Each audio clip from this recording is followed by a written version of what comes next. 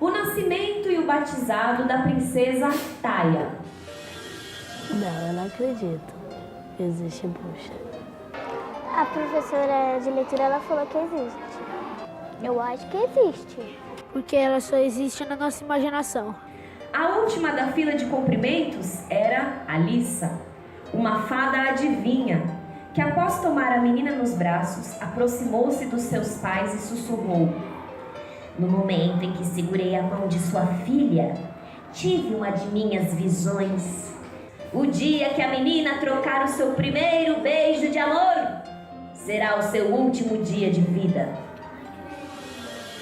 Pode ter bruxa boa e bruxa má, e algumas bonitas e outras feias. Acho que ela é má com todo mundo. Eu não sei, porque elas ficam usando feitiços e nas histórias de princesas, algo assim, elas ficam fazendo maldições às princesas. Abalada pela triste revelação, a mãe, Vesna, se desesperou. Ai, pobre Taia! Os anos passam depressa e logo, logo nossa filha estará mocinha! Ai, bonita como ela é, não tardará a se apaixonar por um jovem príncipe. No outro dia, Vesna e Moroz levaram a menina até uma clareira na taiga, a sombria floresta de pinheiros onde ficava a cabana da bruxa Baba Yaga. Ah, não sei, porque nos filmes e nos livros sempre falam que as bruxas são feias.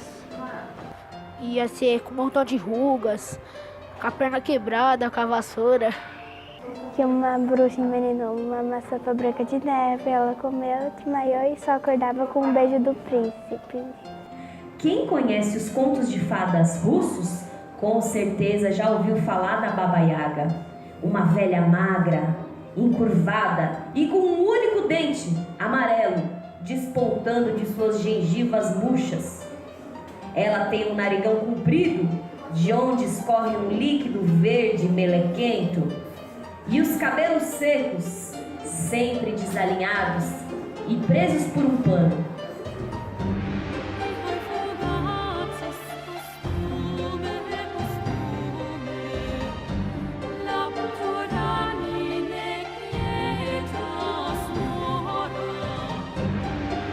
A bruxaria, ela é uma filosofia de fita que ela nasceu na época paleolítica. Ela nasceu junto com os homens. Uma antropóloga chamada Margaret Murray dedicou a fita dela para estudar as origens da bruxaria. E nesse estudo, Margaret Murray, através dos desenhos rupestres das cavernas, ela conseguiu tratar que a bruxaria nasceu junto com o homem no intuito de fazer com que o homem e a natureza tivessem um equilíbrio. Aí nasce a bruxaria. E a bruxaria ela foi se desenvolvendo como essa filosofia de vida, como uma maneira de você se comportar no seu dia a dia. Uma das possíveis traduções da palavra bruxa, e uma das, porque sempre você vai encontrar outras possibilidades, que venha de uma palavra latina chamada plusius. Plus mais sios, saber. Que era aquela pessoa que mais sabia numa aldeia na Europa, por exemplo, fazia partos, sabia ervas, chás, aconselhava, semelhante a um pajé. Então, um bruxo, uma bruxa, ela tinha muito desse aspecto. Na Idade Média, a bruxaria ela começou a ter o arquétipo negativo. Por quê? Porque na Idade Média a igreja precisava se firmar e todas as pessoas que não iam para a igreja da época eram acusados de hereges. Hereges é uma palavra que vem do latim, que é heretites, que significa ato de escolher, ou seja, as pessoas que não escolhiam a igreja eram hereges. Só que esses hereges eram pessoas que foram negativadas na sociedade. Para a sociedade criar um medo dessas pessoas, criou-se um arquétipo negativo da bruxa, falando que a bruxa comia criancinha, que a bruxa ela matava animais, que a bruxa cultuava o demônio. Sendo que na origem da bruxaria, em momento nenhum havia um culto ao demônio, até mesmo porque a afição que as pessoas têm do demônio não existe dentro de uma filosofia arcaica. Não tem essa afição de mal absoluto. Pagão vem de uma palavra latina, pagani, que significa literalmente habitante do campo. Ou seja, os últimos a serem cristianizados foram os pagani, que virou sinônimo de quem não é cristão. A bruxa era quem? Era a herveira, era a parteira, era aquela pessoa que cuidava da tribo. Então, a partir dessa demonização que a nova religião vigente começou a fazer, aí começou toda uma série de perseguições, principalmente ligado às mulheres. As mulheres começaram a perder parte do poder que tinham em algumas culturas, elas começaram a perder isso. E aí a bruxaria acabou sendo muito perseguida. E ainda hoje é, né, sob certo aspecto. Não tanto quanto uma Inquisição, mas continua. Até 1951, que foi a perseguição maior, né, da bruxaria, até 1951 podia-se queimar uma bruxa na antiga União Soviética. Em 1951 foi abolida a última lei inquisitória. E aí começou a se ter o renascimento da bruxaria. Mas esse renascimento, ele veio em um outro calho, trazendo uma linha religiosa de culto à deusa e ao deus. Então, hoje no Brasil, temos duas linhas. Temos a linha religiosa, que é a Wicca, que surgiu em 1952, para ser mais exata, por Gerald Gardner, e a linha filosófica, que é uma linha que a Casa de Bruxa defende, que tenta buscar, tenta resgatar o conhecimento dessas mulheres que trouxeram, que tinham conhecimento das ervas, dos cristais, da cura como um todo.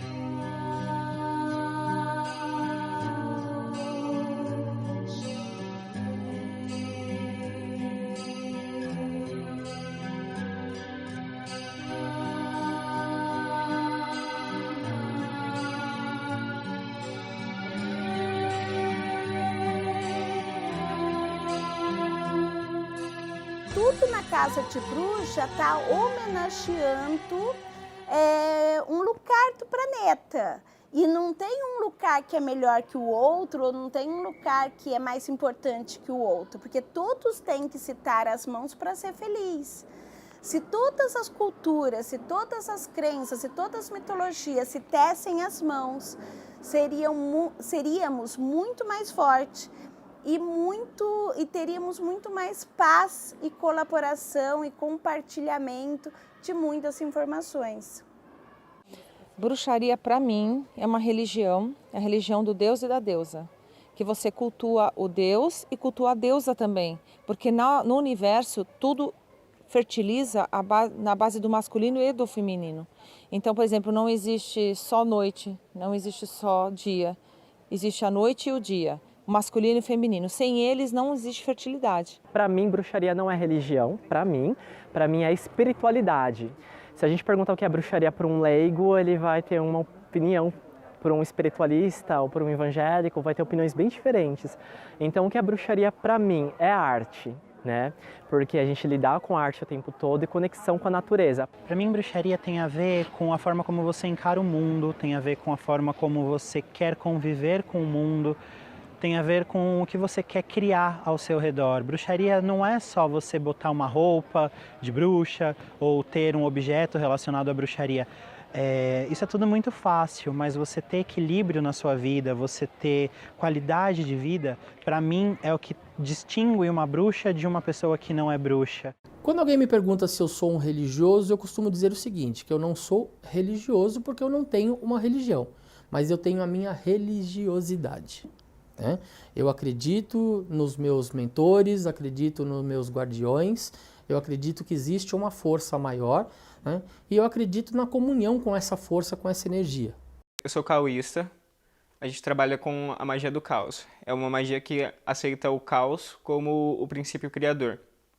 Então ele não vai trabalhar uma entidade específica. Ele vai trabalhar que toda entidade é uma manifestação de uma mesma energia. É basicamente isso que a gente acredita. Não tem um certo ou um errado. É tudo explicação da mesma coisa. Eu faço parte de uma tradição de bruxaria germânica, que eu conheci na Alemanha, porque eu trabalhei numa companhia aérea alemã durante muitos anos e voava muito para a Alemanha. E nisso eu me interessava por runas, comecei a entrar em contato com uma tradição lá, né? Tem toda uma história de como eu entrei em contato, mas a partir disso essa tradição veio para o Brasil e aqui eu comecei a treinar algumas pessoas. Hoje nós somos cerca de 50 pessoas no Brasil. Eu sou da bruxaria tradicional, eu trabalho muito com os elementais. O meu grupo tem um forte apreço pelos povos de fada, pelas deusas e deuses relacionados às fadas e aos elementais em geral. A gente gosta bastante desse lado que trabalha com a natureza. A gente tem um viés ecológico muito forte, porque a gente acredita que o planeta Terra é uma entidade viva, é uma manifestação da nossa deusa mãe. Então a gente cuida dele como a gente cuidaria da nossa mãe. A gente tenta não produzir lixo, principalmente nos nossos encontros, né? A gente tem uma regra que cada um deve levar o seu copo, para que a gente não gaste copo descartável ou não gaste, né, água para lavar. Então a gente sempre está lá com o nosso copinho reutilizável. E várias outras coisas, como não poluir, né? A gente tenta sempre manter o máximo possível disso em mente, de preservar o meio ambiente. A filosofia Takasa e a minha é a bruxaria natural, como filosofia de fita. Por quê? A palavra bruxa, ela vem do grego antigo prouxos, que significa desabrochar, sair de uma larva e se transformar em uma borboleta. Então, quem estuda bruxaria, quem aplica bruxaria, são pessoas que estão disponíveis, que estão querendo uma transformação na sua vida, querendo desabrochar para algo melhor. Então, é isso que a gente acredita.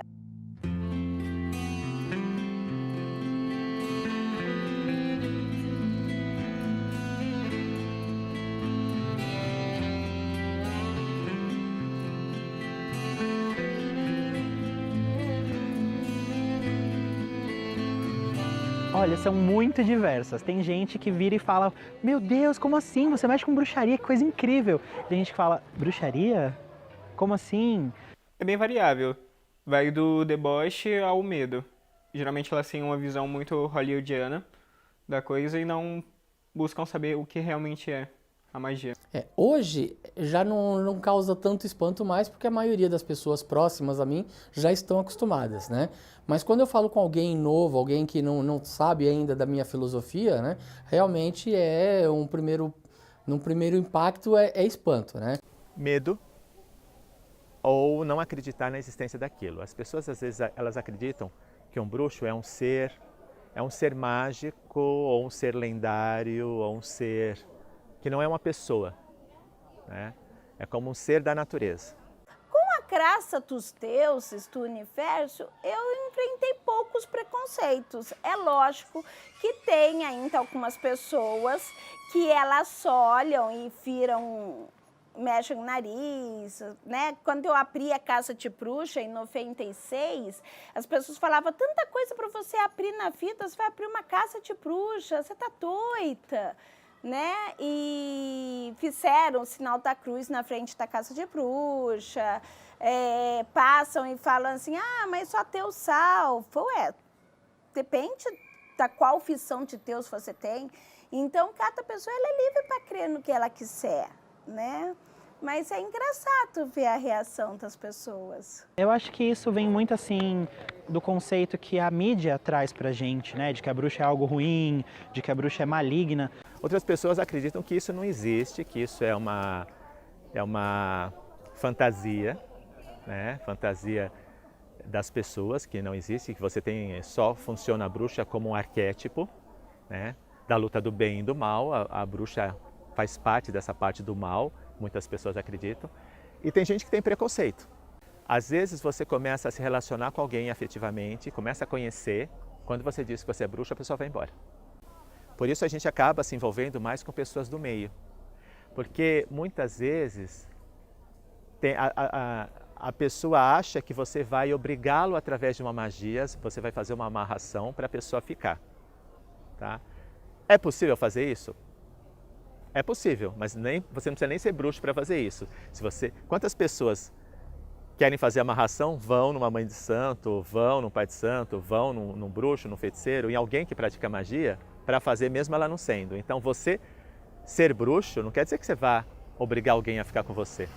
Também não só pela questão afetiva, mas porque acham que você é um servo do diabo.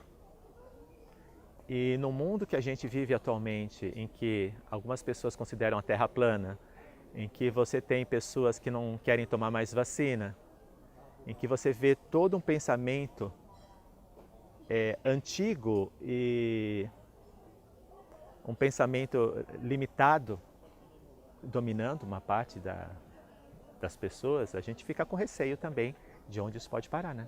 Porque a gente fala, não, nunca mais vai ter Inquisição. Não sei. A Terra plana era um pensamento que se tinha quanto tempo atrás?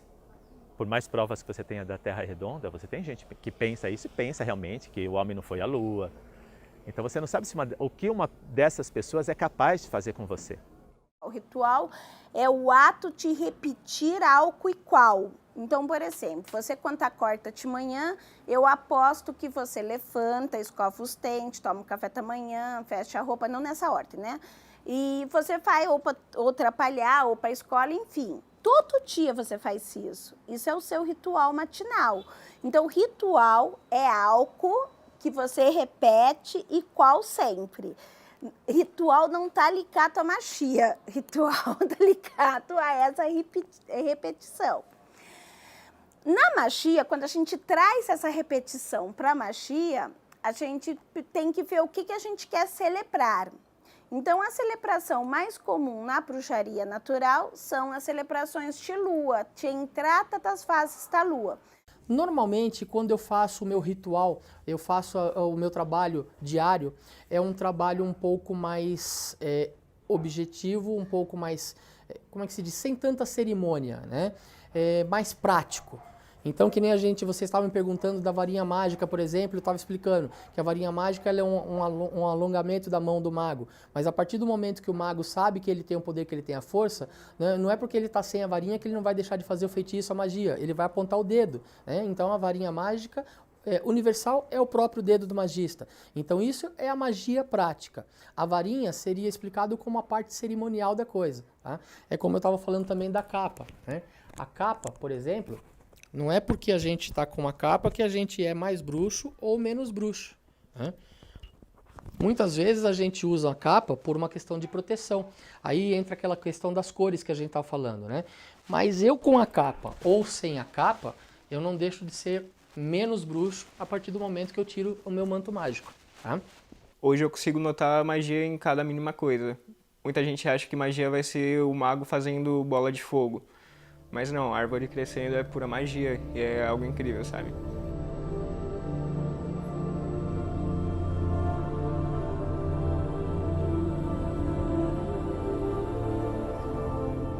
A mídia, né, é um quinto poder. Ou a mídia te constrói ou ela te destrói. A mídia, ela tem esse poder, ela tem o poder de formar uma pessoa em 20 minutos. E ela tem o poder de destruir essa mesma pessoa em 3 minutos. Então, e esse arquétipo, foram 300 anos nesse arquétipo.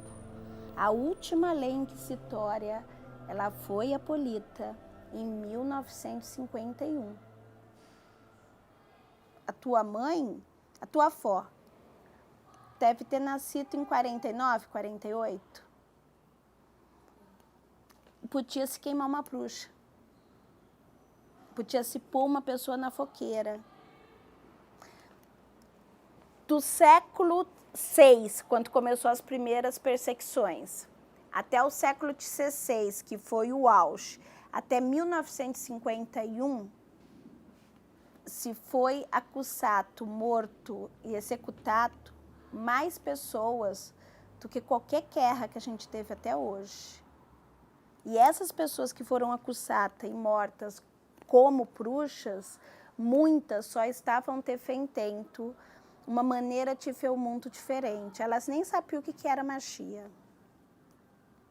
Elas nem tinham esse conhecimento mágico. Temos exemplo de cientistas, Copérnico, Galileu, que foram acusados, Lutero, que foram acusados de bruxaria, porque eles estavam defendendo uma maneira diferente de ver o mundo. Então, esse arquétipo, ele nos ajuda, toda vez que a gente olha para esse arquétipo feio da bruxa, com verruga, ele ajuda a nos lembrar o que a gente não pode se tornar, o que a gente não pode ser, porque senão você vai repetir a história de novo. A bruxa, ela usa uma túnica porque, assim, eles não queriam, na Idade Média, associar a bruxa a cores alegres. Eles queriam associar a bruxa à noite, a algo ruim. Então, eles colocaram que a bruxa, ela nunca vestiria cores, e sim, ela sempre estaria de negro. Outra característica, aí é uma característica histórica, na Idade Média tinha muita dificuldade em tingir as roupas. Então a roupa mais comum ou era o algodão cru ou era a roupa preta. O algodão cru era usado dentro das religiões da época. Então, para falar do oposto, o oposto teria que estar em negro. Então, por isso que a bruxa foi associada à cor negra. O chapéu. Por que a bruxa usa chapéu? Aquele chapéu pontudo, que caiu fora de moda. Aquilo era moda no século II. As princesas, as rainhas usavam aquele chapéu com um felcinho assim.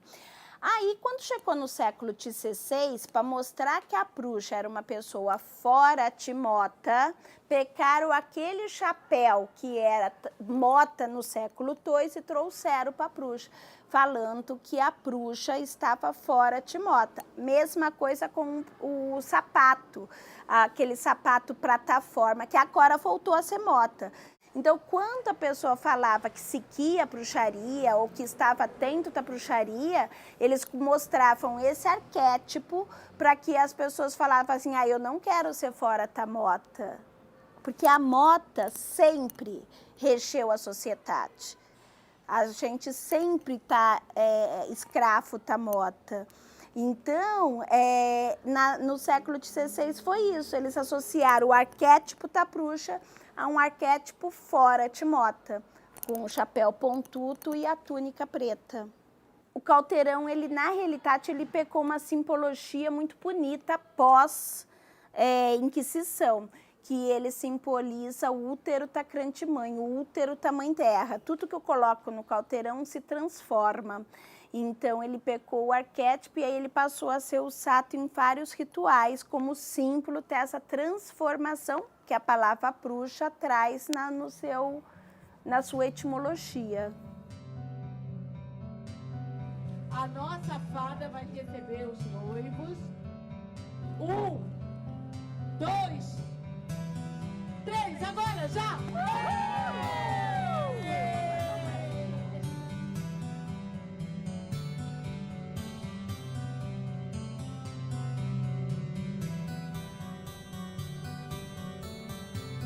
Ser um casal de bruxo é muito complicado. A gente está numa rua totalmente cristã, só tem nós, né? E uma simpatizante aqui na esquina. Mas no começo as piadinhas eram tanto que os vizinhos acharam que eu era uma pessoa ruim. Era uma pessoa antipática, Piadinhas, pessoas que viraram a cara no começo. Que gente cuspir na porta de casa. Aí na segunda festa junina, né? Na segunda festa junina, depois de 3 anos, a gente estava morando aqui, que os vizinhos se permitiram a me cumprimentar. Bu bahçede kimler var oynan yar oynan yar. Bu bahçede kimler var oynan yar. Erle birlen kızlar var oynan yar. Erle birlen kızlar var oynan yar.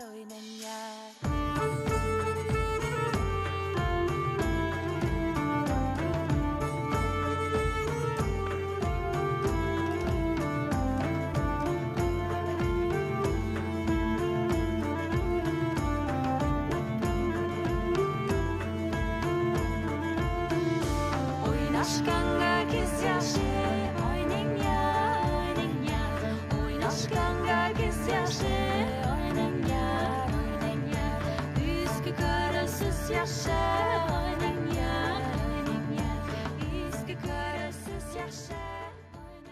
Bem ou mal não existe. Eu acredito assim, aquilo que você acredita é o que vai se manifestar na tua vida. Aquilo que é bom para mim pode ser ruim para você, aquilo e vice-versa. Então eu não acredito no mal. Eu acredito que a lei do retorno é real, então a gente recebe aquilo que a gente envia, e eu acredito que a gente deve ter em mente que o bem é para todos, não só para nós. Então se a gente pensa assim, que isso seja para o bem de todos, vai ser mesmo? Então eu faço. Se não for para o bem de todos, aí a gente não deve fazer. Uma hora ou outra a gente recebe o que planta, né? Ai, torci o pé, como você pode dizer que isso não é mal? Não, peraí, será que eu tô com pressa? Aonde na minha vida eu tô andando demais, com pressa? Talvez o que? A vida tá me freando. Eu enxergo o positivo, o lado bom, e o lado positivo mesmo em situações que a gente julgaria ser ruim. Então você tem assim, as pessoas elas tendem a dizer, se a minha vida tá boa, Deus me ajudou. Se minha vida tá mal, o diabo atrapalhou. Então, que responsabilidade você tem sobre sua vida? Eu não quero ser marionete nem de Deus e nem do diabo. A vida é minha, eu conduzo. Então, num primeiro momento, quando a gente vê isso, é quase como se fosse uma briga eterna em que você fica de joguete no meio. O bruxo, ele é obrigatoriamente, ele tem que ter alquimia, né? Eu, como na parte espiritual, na parte de dons psíquicos, os dons paranormais, afloraram demais na bruxaria, porque você trabalha com isso, você mexe com isso, você manipula energia, porque o Wicca significa manipular energia, né? Modificar, modelar. Então, o que acontece? Essa transformação eu tive muito grande na bruxaria, que se eu não tivesse entrado na bruxaria, com certeza absoluta eu não teria tido essa mudança, eu estaria na mesma vidinha de desembargador lá com processo criminal, estudando, eu não teria tido o avanço que eu tive com a bruxaria. Realmente os ensinamentos que a gente tem são anos, né? Estou 10 anos nisso. São anos, mas esses anos eu cresci demais, espiritualmente, como pessoa. Não tem uma coisa, se hoje eu estou aqui falando com você, é porque a magia me permitiu estar aqui com você. Então isso é forte, porque isso é intenso. Esse é um momento que nunca mais vai faltar na nossa vida, nem na minha, nem na sua. A gente pode até repetir uma nova entrevista, mas não vai ser essa. Então cada experiência é única, é divina, é esplêndida.